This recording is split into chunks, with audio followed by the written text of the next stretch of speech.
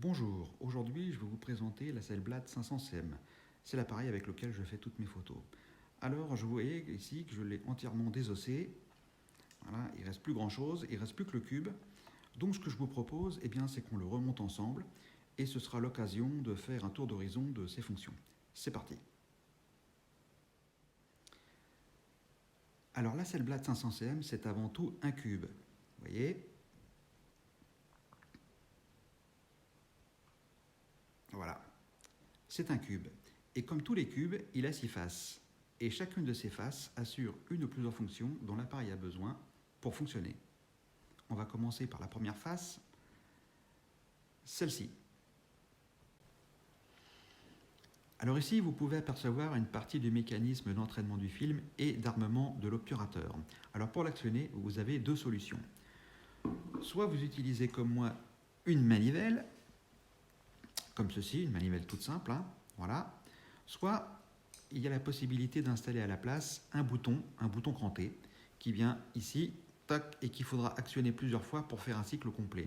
Alors les boutons, il y en a deux. Il y a le simple que je viens de décrire, et il y en a un deuxième qui a la particularité d'avoir un posemètre intégré qui fonctionne au sélénium, donc sans pile, et qui mesure la lumière incidente. Alors sachez que ça existe, moi je ne l'ai jamais utilisé, mais pourquoi pas si on n'a rien d'autre pour mesurer la lumière. Alors pour ce qui est de la manivelle, vous avez ici, je sais pas si on va le voir, oui, on le voit ici, vous avez ici un petit cran, un verrou, qui va servir de guide pour placer la manivelle au bon endroit.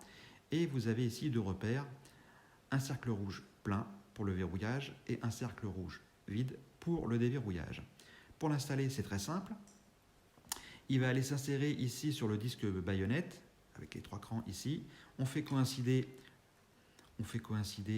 le petit repère ici avec le cercle rouge vide.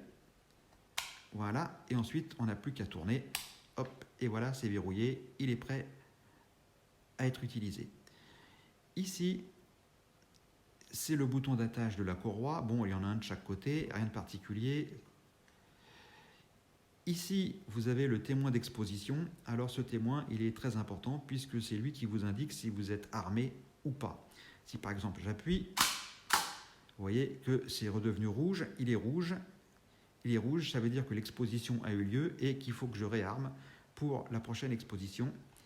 Allez, hop, et vous voyez qu'il est redevenu blanc. Ici, je ne sais pas si on va le voir, si, on va le voir ici, ici, vous avez un bouton que j'utilise souvent, c'est le bouton de déclenchement rapide. Alors lui, je vais le décrire ensuite, mais je vais d'abord faire le tour un peu plus avant de vous en parler. De ce côté-ci, c'est l'endroit évidemment, vous l'aurez compris, où on installe l'objectif. Ici en bas, vous avez donc le déclencheur, ici, et ici, vous avez le verrou de pause de temps, ici, qui permet de faire des pauses longues. Ici, vous avez le tourillon, qui permet justement d'armer l'objectif. Si je déclenche, vous voyez, voilà. Je vais essayer de réarmer. Voilà, hop, vous voyez que le tourillon a refait un tour. Il est venu se caler sur le petit point rouge ici, donc il est prêt. Ici, vous avez le bouton qui permet de déverrouiller l'objectif. Voilà. De ce côté-ci, vous avez un rail porte-accessoires. Alors on peut y mettre plusieurs choses. On peut y mettre un porte-flash, on peut y mettre un niveau à bulles ou bien un viseur sportif que je vous montrerai tout à l'heure.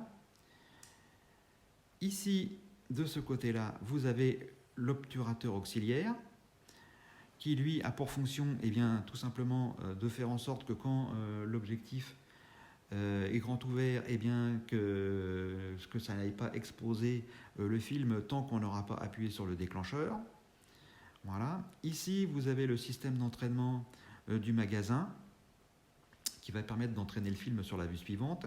Ici, vous avez ici une petite plaque qui sort pour actionner le drapeau du magasin que je vais vous montrer tout à l'heure.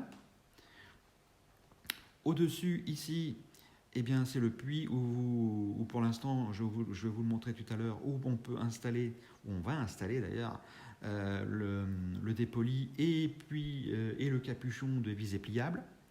Et enfin, en dessous, ici, vous avez le sabot qui permet de le fixer sur un support spécifique Hasselblad, ou alors si vous utilisez les trous de ce côté-ci, vous pouvez mettre une plaque Manfrotto ou ce que vous voulez, ça fonctionne aussi.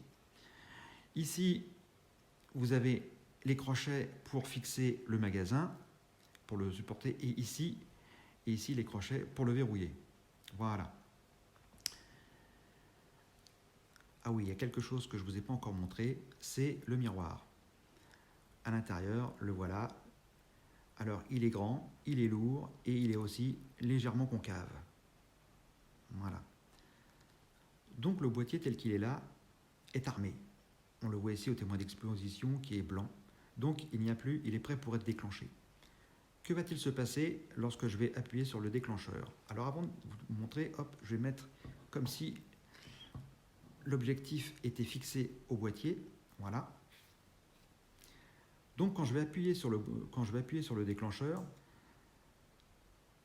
ça va libérer l'obturateur qui va se fermer. Ça va aussi libérer le diaphragme qui était grand ouvert et qui va se mettre à la position que vous aurez réglée, F8 par exemple. Ça va relever le miroir. Ça va ouvrir l'obturateur auxiliaire. Ça va mettre le voyant ici au rouge qui va transmettre l'information au témoin d'avancement du film du magasin. Et pour terminer, l'obturateur va s'ouvrir et se refermer pour prendre la photo. Démonstration. Et regardez, hop, je reste appuyé exprès. Vous voyez ici que le miroir s'est relevé. L'obturateur auxiliaire reste ouvert. Vous voyez ici la petite languette ici qui renvoie l'information au témoin d'avancement du film du magasin. Et tant que je reste appuyé ici, eh bien, l'obturateur auxiliaire reste ouvert aussi. Mais l'obturateur central, lui, a fait son travail. On peut relâcher et la photo est prise. Ici, on est maintenant en rouge. Ça veut dire qu'il faut réarmer pour une nouvelle photo. Si je mets en route le mécanisme, eh bien, c'est l'opération inverse qui se va produire. Ça va réarmer l'obturateur qui va s'ouvrir. Ça va contraindre le diaphragme de rester grand ouvert. Ça a rabaissé le miroir. Ici, le voyant s'est remis au blanc. L'entraînement du film a eu lieu, ce qui va provoquer le mécanisme de comptage du film qui va se mettre sur la vue suivante et qui va aussi remettre le témoin d'avancement du film en blanc pour la prochaine exposition. Alors le petit problème avec ce système, eh bien, ce sont les vibrations qui sont engendrées par le miroir lorsqu'il se relève. Je vous le refais. Vous voyez que c'est quand même assez violent. Et donc, quand vous êtes comme moi avec des vitesses de 1/30 de seconde ou plus parce que j'ai chargé de la Velvia 50, eh bien, ça provoque des flous de bouger, même sur trépied. Donc, pour pallier à ce problème, eh bien, j'utilise le bouton que je vous avais présenté tout à l'heure, le bouton de déclenchement rapide. Que se passe-t-il lorsque je l'actionne? Je vais le remonter, voilà. Eh bien, quand je l'actionne, ça va fermer l'obturateur, ça va fermer le diaphragme à la valeur que vous aurez choisie. Ça ouvre également l'obturateur auxiliaire et relève le miroir. De telle sorte que quand vous allez appuyer sur le déclencheur, eh bien vous n'aurez une action que sur l'obturateur qui va s'ouvrir et se refermer. Voilà, il n'y a plus qu'à réarmer pour prendre la photo. Donc c'est un outil bien pratique quand vous avez des vitesses lentes et que vous ne voulez pas de vibrations. Alors évidemment, cet appareil peut faire de la pause longue, il n'y a pas de souci. Pour ça, au préalable, vous aurez bien entendu réglé votre bac des vitesses ici sur B pour bulbe. Et ensuite, vous avez deux solutions.